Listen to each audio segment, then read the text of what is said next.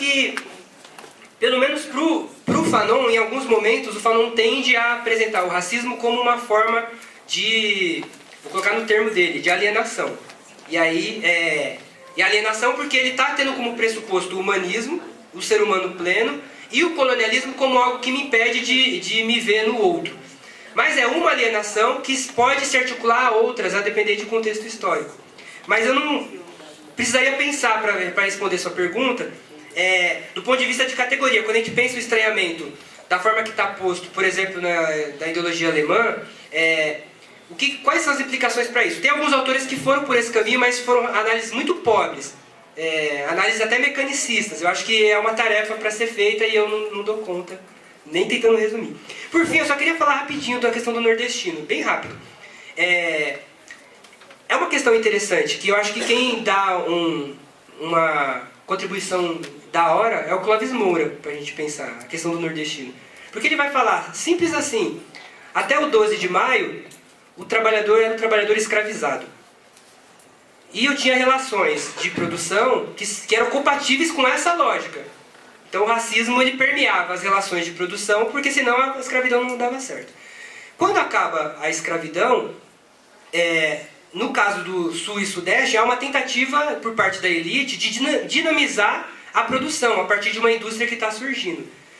E nessa tentativa de dinamizar, o africano não vai ser visto, não vai ser bem quisto, ele não vai ser bem-vindo, porque essa elite, depois de viver 300 anos na escravidão, ela acredita que o africano é inferior. Então ela vai incentivar a mão de obra europeia, Sul e Sudeste. Então, se no 12 de maio o trabalhador escravizado, inclusive da produção, vai dizer o Clóvis Moura, era o negro, livre ou escravo, no 14, ou a partir de 1850, com a chegada dos imigrantes, cada vez mais vai sendo o imigrante. Então isso, quando a gente vê nos lugares em que o Brasil, para o Clóvis Moura, democratizou as relações de produção em relação ao atraso que estava antes, a gente vai ver que é Sul e Sudeste. Onde teve CLT? Sul e Sudeste. Só que no Nordeste, antes de falar do Nordeste, então no 12 de maio o trabalhador escravizado era o negro. Só que no 14 o trabalhador livre não era o negro, era o branco. E para este, relações de produção desenvolvidas. Só que no Nordeste, no 12 de maio, o trabalhador escravizado era o negro. E no 14 também. É só ler João Cabral de Melo Neto. Quem é esse cara do canavial? É esse negro que antes era escravo. Quem é o coronel? É o cara que antes era o escravista. Então no Nordeste as relações não se democratizam. Então o que o Clóvis Moura chama atenção é que, de certa forma, a ideia que o Brasil vai ter do Nordeste, ela não é só uma ideia regionalizada, mas ela é racializada, porque o Nordeste é onde as relações de produção permanecem as relações escravistas. Não só o Nordeste, a gente pode vir para uma coisa que o Clóvis Moura não fala, mas quem fala é a Angela Davis, o trabalho doméstico. O problema do trabalho doméstico, ou as mulheres negras são a maioria no trabalho doméstico, e elas não são mais pobres porque elas são domésticas. O que a Angela Davis vai dizer é que o trabalho doméstico é desvalorizado porque ele era considerado trabalho de negro. Dá para entender a inversão? Esse é o ponto que esses autores estão provocando na hora de pensar a tal da raça e da classe. E aí a gente entendeu o quanto que mesmo a dimensão de classe, ela não está isenta da racialização. Nossa.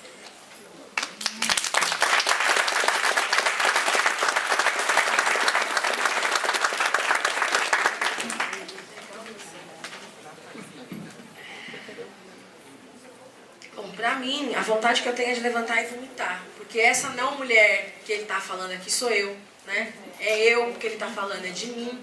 Então é muito dolorido falar sobre isso.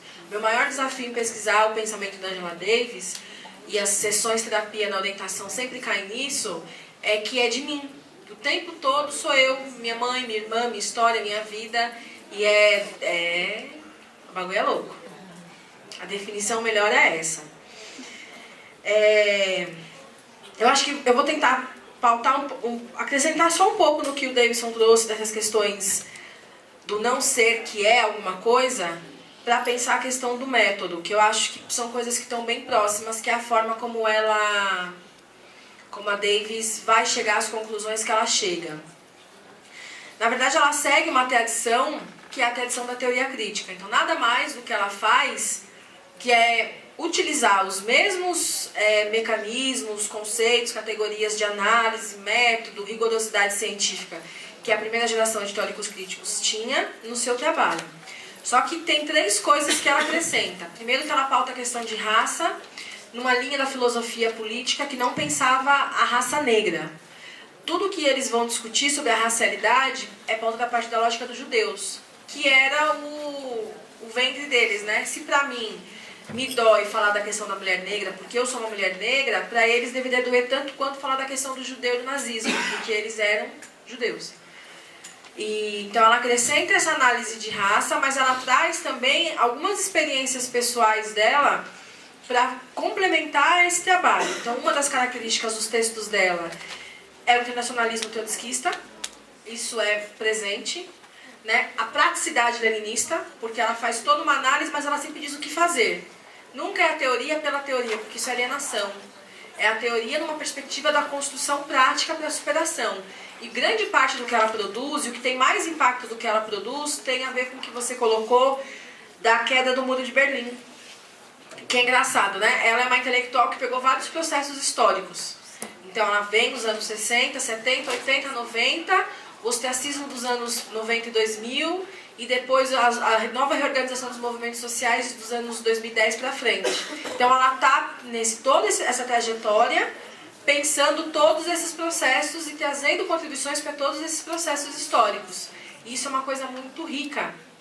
Então eu sempre falo que tem Angela Davis para todo mundo. O que você está querendo da Angela Davis pode vir que tem, né? Para bem, para mal. Tem também foi o que o Weber colocou, da praticidade, ela é orgânica, o foco dela sempre é a realidade. Mas que isso eu acho que é um traço da teoria crítica, de quem faz teoria crítica de verdade, não de quem fica na masturbação teórica, acadêmica, pedante do título. Um teórico crítico que se preocupa em analisar a realidade para superar, porque foi essa a missão de criação da teoria crítica, esse era o objetivo quando eles se reuniram. Tem a característica que a Angela Davis tem nos textos dela, que é entender a realidade. Tá tudo bem, é um não ser, que é um ser, que não é um não ser, mas que pode vir a ser, a gente vai fazer o que agora? Né? Vamos pra luta, porque ficar remoendo a angústia não vai trazer as respostas que a gente precisa. E isso é um traço muito comum. Então, por exemplo, Mulher, Raça e Classe é um livro que ela vai fazer todo esse percurso. Vai indo, vai indo, vai indo, e quando ela encerra, ela já te dá uma perspectiva. Que a luta ela é interseccional, não porque sem o diálogo não há a ruptura, mas é porque ela se constitui assim. As demandas das mulheres negras são as demandas dos homens negros, porque se ela não é, ele também não é, e eles só vão poder ser juntos. Não tem outra perspectiva. São demandas que são dialéticas, mas que são demandas que se constituem no mesmo espaço, no mesmo lugar onde está posto. Ela é interseccional porque ela não tem como você discutir a questão da opressão de gênero sem discutir a questão de raça, pelas coisas que o Davidson já colocou e que eu não preciso nem ter condições mentais e emocionais de reproduzir. É difícil de discutir isso porque para mim é muito visceral, eu não tenho a frieza positivista de separar as coisas. É de mim que estão falando, né? As minhas dores que estão aqui na mesa sendo discutidas, acho que as nossas de mulheres negras aqui presentes. É difícil isso. E ela também é interseccional porque na leitura que ela faz naquele momento, e ainda uma leitura que ela coloca, uma coisa não vai avançar sem a outra. Elas só vão avançar se elas estiverem em conjunto. Uma vez perguntaram para ela, tá, mas você é feminista ou comunista? E aí ela falou assim, olha, eu sou comunista. É uma entrevista dela de 86, se eu não me engano, 87. Ah, mas por que você não é feminista? Ela coloca que na leitura de mundo que ela tem, ser feminista não se destoa de ser comunista. Assim como ser antirracista não se destoa de ser feminista e de ser comunista. Porque o inimigo comum é o capitalismo, é ele que precisa cair. Então a luta precisa ser direcionada para ele. E a gente precisa ter uma leitura complexa das questões que estão postas, de uma maneira, da forma como a realidade se apresenta, porque a realidade é complexa. A realidade ela não é um quadradinho, meu umbiguinho, ela é complexa, ela tem várias questões que estão ali colocadas. Então, quando a gente pensa em método de pesquisa dela, a forma como ela pesquisa, ela não está distante da forma como os teóricos críticos da primeira geração vão conduzir suas pesquisas. Ela trabalha as mesmas categorias de análise, as mesmas questões, recorre aos mesmos pressupostos, mas ela acrescenta o fator de raça. Negra é como se ela virasse a coisa de cabeça para baixo. Então, vamos aqui agora ver o que cai se eu balançar. E a partir de acrescentar esse aspecto da raça negra, ela vai avançando nas suas análises, né? enquanto intelectual. Acho que só uma coisa que eu queria falar, acho que as outras questões, a Jennifer e o Weber vão poder falar com mais clareza do que eu, essa questão da estética. Porque tem uma questão pessoal minha com a estética, que ela é importante porque ela é um processo de identificação coletiva. Eu me identifico coletivamente com o outro, porque agora eu deixo de ser esse ser que não é um ser, mas passo a ter rosto, cabelo, cheiro, textura, que tem a ver com a construção da identidade de gênero das mulheres, porque a estética é fundamental para o gênero feminino na modernidade, é um elemento central, mas também é uma cadeia que nos aprisiona. Porque esse modelo de estética que a gente segue é um modelo de estética que o branco criou para que a gente pudesse seguir. Mas também não é só isso, também é a resistência, porque naquilo que o branco me dá eu consigo colocar aquilo que sou eu. O problema é o seguinte, quem somos nós? Essa é a questão. Quem é o negro no Brasil? Porque o que a gente sabe de fato sobre nós? Né? É essa questão. Beatriz Nascimento, que é uma intelectual negra já falecida, vai dizer que o negro, se você quer saber o que é ser negro no Brasil, você precisa entender de Quilombo e de terreiro de Candomblé, que são os dois espaços por excelência de referência negra no nosso país. Música, comida, hábito, gosto, vivência, experiência, oralidade, memória, tradição, costume e cultura. É um processo, mas também não sei se a Beatriz é tão assertiva. Para mim, pessoalmente, funcionou. Não sei se ela pode dizer do conjunto do grupo de negros brasileiros se é isso, mas eu não conheço mais ninguém que consiga chegar tão perto de dar uma resposta. Porque é trazer um pouco do pensamento da Davis para o Brasil. O processo de escravização do negro norte-americano é parecido com o processo brasileiro no sentido do modo de produção. Mas naquilo que tange ao processo de formação, de cultura e de formação de indivíduos, tem uma série de outros fatores que se diferenciam largamente. O que a gente precisa, epistemologicamente falando, enquanto pesquisadores, pensadores, ativistas, é a gente conseguir pegar esse mundo de coisas teóricas e olhar para esse processo de escravidão para entender ele como ele é. Então, qual é o impacto da miscigenação nas relações humanas entre negros e brancos? Quem consegue dizer que é plenamente branco ou plenamente negro no Brasil? E o nó que isso dá na nossa cabeça? Como é que a gente pensa a relação interracial num país que tem 55% de negros, 45% de brancos? E a gente tem que pensar na rejeição que o homem negro tem da mulher negra. E que a mulher negra também tem do homem negro, porque o homem negro também é o retrato do fracasso. Se a mulher negra é o retrato da subalternidade, do atraso e da burrice e da sujeira, o homem negro também é o retrato do fracasso, da violência e da miséria. Numa sociedade que prioriza o poder, como é que se dá o estabelecimento dessas relações? Então são coisas que a gente precisa pensar. Não com o afã das redes sociais, mas com um olhar metodológico, teórico, do que a gente já conseguiu produzir de conhecimento e do que a gente conseguiu acrescentar de experiência de vida sobre isso. É necessário. Eu acho que o que eu viajo, o que eu briso, o que eu piro na Angela Davis é que ela a todo momento me faz voltar para o Brasil. Ela não me distancia daqui quando eu leio um texto dela. Ela me diz que eu preciso voltar para cá porque é aqui que está a minha resposta. E aí que é onde eu identifiquei, e eu espero que depois do livro a gente tenha muita gente pesquisando a Angela Davis para ter interlocução, que o foco nela é muito mais o método que ela utiliza de análise da realidade e muito menos em conceitos e categorias que ela cria. Embora os conceitos e as categorias façam parte desse método. Mas é entender qual é o percurso que ela faz e o que isso contribui para que a gente possa olhar para a realidade do Brasil e a gente ter um salto grande, com um número crescente de negros entrando no espaço acadêmico, que a gente consiga ter um salto de produção de conhecimento para o avanço da nossa realidade. Porque a gente precisa avançar a nossa realidade. A gente não pode ter um jovem negro entrando no SISU e 5 meninos morrendo no mesmo tempo que ele dá ok na matrícula. Não pode. A gente não pode ter um número absurdo de mulheres negras sendo vítimas de violência doméstica e violência sexual naturalizado como é. Né? Eu estava lendo recentemente uma pesquisa do Tribunal de Justiça do Estado de São Paulo, que a cada 5 casos de estupro que vão para julgamento, 4 são de mulheres brancas e 1 é de mulher negra. Então a gente não... Parece que a gente volta para aquilo, a mulher branca é mais mulher do que a mulher negra. E isso é um processo cultural de construção. Então, às vezes é meio sufocador pra mim, assim, porque é um negócio tão maluco que eu me sinto sufocada quando penso sobre isso. Mas eu acho que é esse a contribuição que ela traz, né? Porque muito do que ela fala especificamente dos Estados Unidos, e muita coisa, por exemplo, se tem uma prisional para ela, é algo absurdo nos Estados Unidos, porque legalmente na Constituição está escrito que o preso volta a ser escravo. Isso está lá na Constituição deles, está posto. Aqui no Brasil isso não existe. No entanto, na prática, no apito de cachorro, é o que acontece. Só que o mundo ele é concreto. Então, como é que eu provo para o outro aquilo que só eu sei? É esse o nosso desafio, né? A gente conseguir materializar as nossas experiências enquanto grupo social de pessoas negras num país mestiço e que, né, por fora ele é branco, mas quem pariu esse país foram as mulheres negras, né? Literalmente. O mundo saiu de... Eu podia até usar a expressão correta, mas eu vou ser polida porque nós estamos na PUC de São Paulo. Mas o mundo saiu das nossas pernas.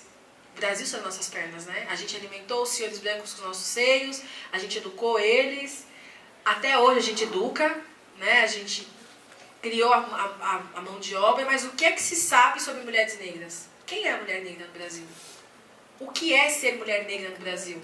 Então, esses questionamentos são questionamentos que ela joga na minha cara quando eu leio e penso as coisas que ela traz, e que eu acho que são esses, depois da gente ler o livro, a gente conseguir, como bem colocou o Weber, de não ser só um souvenir intelectual da moda, mas, sobretudo, ser um mergulho real no pensamento dela para que a gente possa pensar o quanto a gente vai conseguir avançar no país, no nosso país, né? Porque é isso. Eu acho que as outras coisas o pessoal pode responder melhor, senão não dá tempo também de todo mundo falar.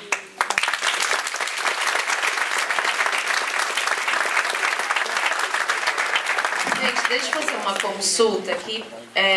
Faltam 10 minutos, o limite é às 10.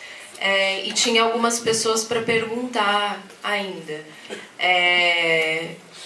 Será que a gente pode fazer assim? Essas pessoas perguntam e aí os dois fecham o debate? Porque aí garante que quem queria perguntar, pergunte, e aí os dois ficam com a função de responder e fechar o debate. Pode ser? Então venho aqui rapidamente para fazer os questionamentos. Boa noite. Meu nome é Lana, sou estudante de Serviço Social da Unifesp. Eu gostaria de fazer uma pergunta para a Jaque, na verdade. Mas tudo bem. Para a Jaque e para a Jennifer. Eu gostaria de ouvir um pouco da Jaque, como que a Angela Davis, sendo marxista, comunista, como que você faz a leitura do movimento negro feminista hoje no Brasil, e quais as contribuições da Angela Davis para nós mulheres negras, de um tempo de tanta aparência, um tempo de tanto empoderamento e entombamento, e como que nós mulheres negras seríamos relidas através das obras de Angela Davis.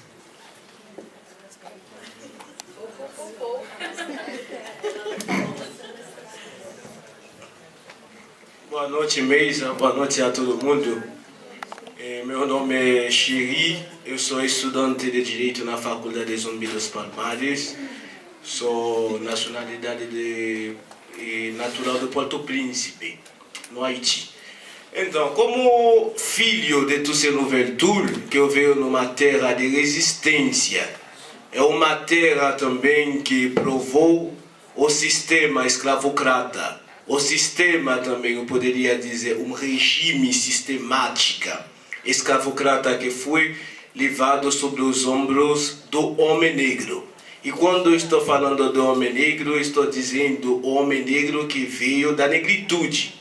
Tem muitas partes que eu vejo que eu leio um pouco sobre a biografia da Angela Davis, falando sobre a situação dos negros brasileiros, dos negros norte-americanos, como o colega falou, a história do João Cabado Meloneto, Vida e Morte de Severino, como que uma palavra que a senhora acabou de mencionar, que somos nós, a população negra, que emancipamos essa sociedade atual, esse sistema, que somos nós que fizemos que toda essa produtividade seja feita. Então eu queria saber, como que Marcos Garvey dizia, se das vezes que nós os negros da América Latina ou América do Norte, do Caribe, que seja, nós temos algumas coisas em comum, que nossos pais tiveram corrente no pescoço, corrente nos pés. Que nós sabemos também que somos nós que emancipamos a sociedade que se dita que é branca. Porque o branco se criou antes dos brancos. O que era? Quando nós voltamos na história da África, Cangamuça, os impérios do Mali, o povo de Fenícios, toda essa maravilhosa que nós tivemos, antes que nem não existia a família da Patrícia que fundou a Roma, não existia todos esses povos francos antes da chegada do Clovis. O que nós fazemos com nossa belíssima história da África? Eu queria perguntar a vocês, não seria melhor que nós voltaremos no africanismo? O momento que nós chegamos na negritude, nossa concepção não seria um pouco mais forte para lidar, para nos posicionar sobre esse sistema que está contra nós? Porque nós conseguimos fazer isso no exemplo que nos deixou nossos pais. Todos os negros em 1803 nós lutamos para lutar por uma sua causa, a libertação. Não tem uma maneira que todos os negros, que seja em qualquer continente, lutamos contra a opressão que o homem, que se diz em branco, colocou sobre nossos ombros.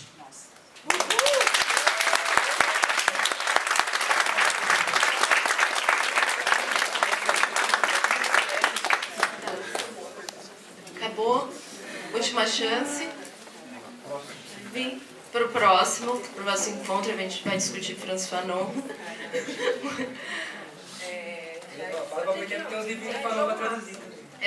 Aí já conversa com a Boitempo e a gente faz um lançamento aqui oficial. Eu vou responder bem rápido. Na verdade, eu vou falar aqui, não sei se todo mundo conhece, mas eu sou do coletivo de Gênero, a gente coordena o coletivo. A gente está há 2 anos mapeando a produção sobre o feminismo negro no Brasil. Vou dizer o porquê. Quando eu comecei a pesquisar essa senhora, todo mundo, feminismo negro, e eu nunca tinha ouvido falar. Eu sou feminista há muitos anos, mas nunca tinha ouvido falar sobre feminismo negro. Bom, e aí eu fui entender o que era feminismo negro no Brasil. Para o meu espanto, as pesquisas sobre mulheres negras no Brasil são substratos das pesquisas do movimento negro. Elas estão divididas em algumas áreas muito pontuais. Saúde reprodutiva das mulheres negras, encarceramento das mulheres negras, que é o pessoal do direito, e aí quem pesquisa Angela Davis vai pesquisar encarceramento das mulheres negras. Tem agora a questão do tornar-se mulher negra, que é um pessoal que pesquisa a partir das experiências da Lélia Gonzalez, algumas pesquisadoras que vêm a partir daí. E esqueci de uma área agora, ou 2, não me lembro. O que eu quero dizer com isso? Do ponto de vista metodológico, porque a gente não a academia não nos traduz, mas nós estamos na academia, então a gente precisa saber dialogar com ela. Então, do ponto de vista do método, para se dizer sobre feminismo negro, a gente precisa urgentemente sistematizar isso no Brasil. A gente precisa ter um corpo teórico, um sujeito de pesquisa. Mas aí a gente tem que pensar o que é a mulher negra.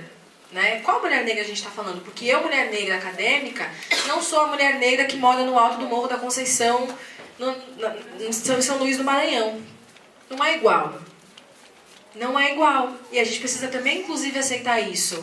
Que nós, mulheres negras nessa sala, em relação às mulheres negras que não estão aqui, somos privilegiadas. Porque a gente sabe ler, a gente sabe escrever, a gente tem acesso ao conhecimento formal sistematizado. É foda isso? Mas é a verdade da vida. Agora, qual é o mundo que a gente quer? Só pra gente ou pra todas elas? Então, a gente tem algumas questões. Isso não é nem a Angela Davis, é eu, Jaqueline, pesquisadora, professora, que estamos aí na lida da vida, do sofrimento diário, compartilhando com vocês os meus achados. A gente precisa urgentemente conseguir sistematizar esse campo que chama-se feminismo negro no Brasil. É necessário sistematizar, formatá-lo, identificá-lo, dizer, é isso aqui. Porque, em via de regra, o que a gente tem é um mimimi, no sentido ruim mesmo, de feministas que pesquisam as autoras clássicas e as feministas que se dizem feministas negras. Aí fica num duelo, num racha, num pega, que não leva a gente para lugar nenhum. O que a gente precisa é arregaçar as mangas e trabalhar. Como que a gente vai fazer isso? Né? Porque a academia é do homem branco. A academia é um espaço do homem branco. Olha quantos problemas a gente tem. E a gente preocupado no lacre, no tombe, na trança, no cabelo. É um negócio tão surreal pra mim que eu, momento de desabafo, sessão descarrego. Que eu falo, cara, eu não tô acreditando que é um negócio desse, que é nesse pé que a gente tá da luta. A gente precisa pensar a realidade de forma assertiva e dialogar com as armas que a gente tem. No caso do espaço acadêmico, do fazer acadêmico. Porque a universidade cria, sim, conhecimento e dita moda no mundão, sim. O conhecimento que se produz aqui não fica morto nas prateleiras, não. Claro que tem conhecimento mais relevante e conhecimento menos relevante, determinado pelo homem branco que conduz o processo. Mas o conhecimento que é pensado dentro da universidade, ele ganha a vida na rua, sim. Pode não ser de imediato, mas em algum momento aquele conhecimento vai transpirar o cotidiano.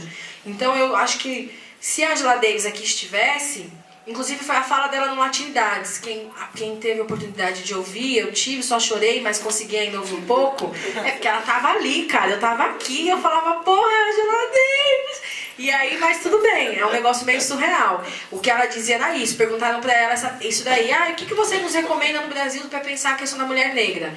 Ela falou assim, olha, o que eu posso dizer pra vocês é que a partir das experiências de vocês enquanto povo negro, utilizando aquilo que já foi produzido pela humanidade, vocês têm que encontrar a resposta de vocês. É isso.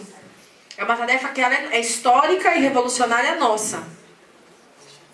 É isso.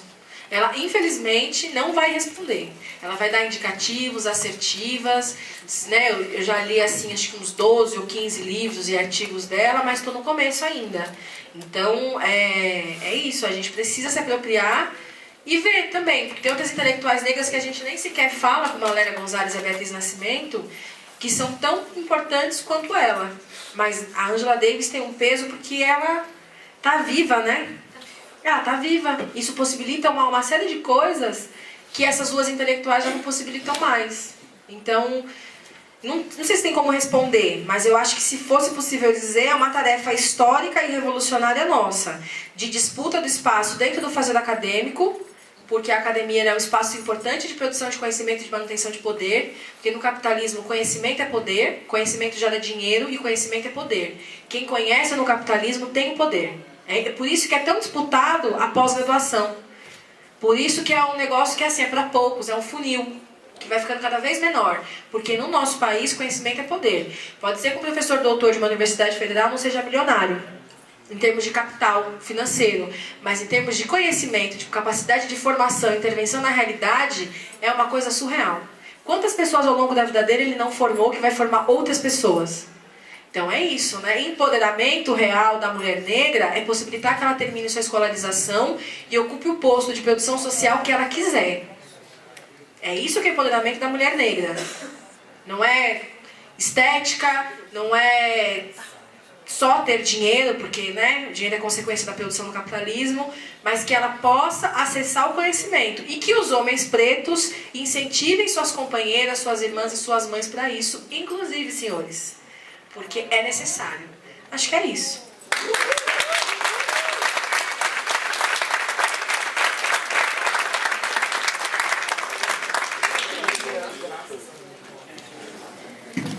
Tá, tenso. Várias coisas. Não, então, para tentar responder alguns elementos, assim.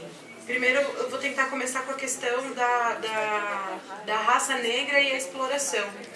Porque, assim, enfim, a gente já, por todas as mesas todas as falas da mesa, já expressou, na verdade, a questão da escravização, né? Mas eu quero pegar, na verdade, um aspecto com o fim da escravização, né?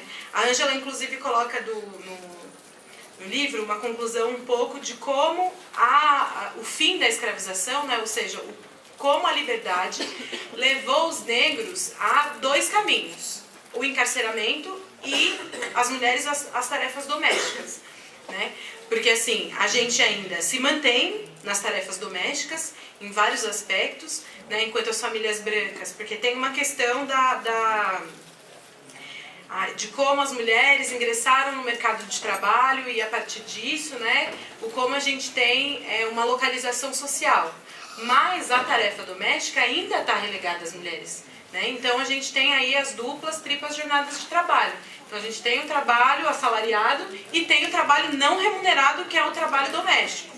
Ou a possibilidade de famílias de classe média estarem no trabalho assalariado e garantirem que as mulheres e terem as empregadas domésticas, né? Então a gente tem um exército de trabalhadoras domésticas no país, que é um negócio absurdo, e que as mulheres são remuneradas para poder fazer isso. E aí tem um elemento importante, na verdade, porque o capitalismo se apropria do trabalho doméstico justamente para que o Estado não seja responsável pela manutenção do trabalhador. Então fica relegado às mulheres essa responsabilidade. Então a gente não tem creche pública, a gente não tem lavanderia pública, a gente não tem restaurante público, então as mulheres é que têm que cumprir com essa função que deveria ser do Estado. Então eles desenvolvem o capitalismo